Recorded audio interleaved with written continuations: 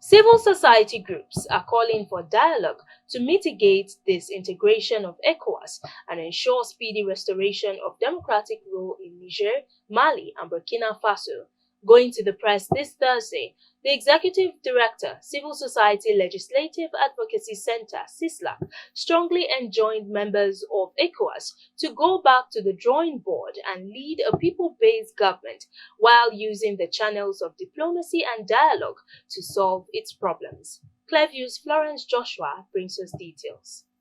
Civil society groups CISLAC, WASCOF, and TMG said they are watching with dismay the events surrounding the Economic Community of West African States, ECOWAS, and the recent announcement of the withdrawal of the Republic of Niger, Mali, and Burkina Faso from the regional bloc.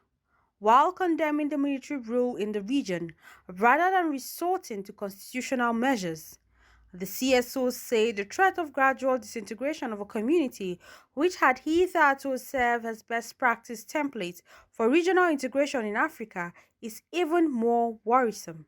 Civil society notes with dismay the events surrounding the Economic Community of West African States, ECOWAS, and the recent announcement of the withdrawal of the Republic of Mali, Niger, and Burkina Faso from the regional community. While civil society continued to condemn in totality military rule in the region rather than restoring to a constitutional measures, the threat of issues that will help, the system to run in that country.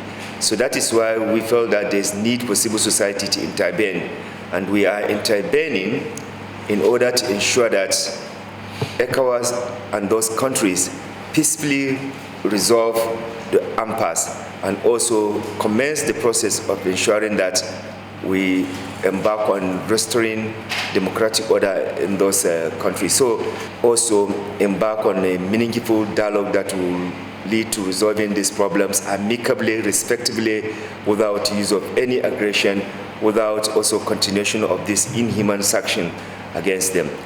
Leadership of the CSOs wants Niger, Mali, and Burkina Faso, and indeed the rest of the member states of ECOWAS, to have a deep reflection over the collective milestone of the regional integration collectively achieved, including peace missions to member states.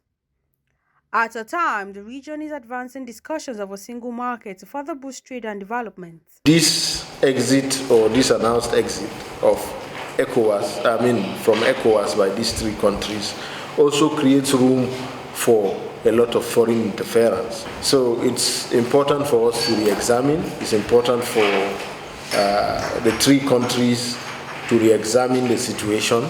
It's important for ECOWAS to also re-examine its positions on a lot of things and come to the negotiating table and discuss, agree amicably. If there are grievances, then the grievances should be noted and addressed so that we can move on as a region. Came here to talk about. We in the transition monitoring group would like to insist in the collaboration of these countries to coming back to be a one united front. And we also like the ECOWAS to please ensure that the needs of this country be met in the security aspect, in the political aspect, in the aid that all these countries will need to run and become a united front.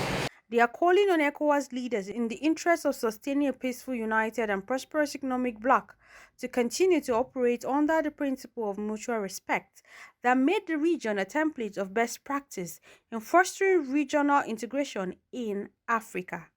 Florence Joshua reporting for Clearview News Desk.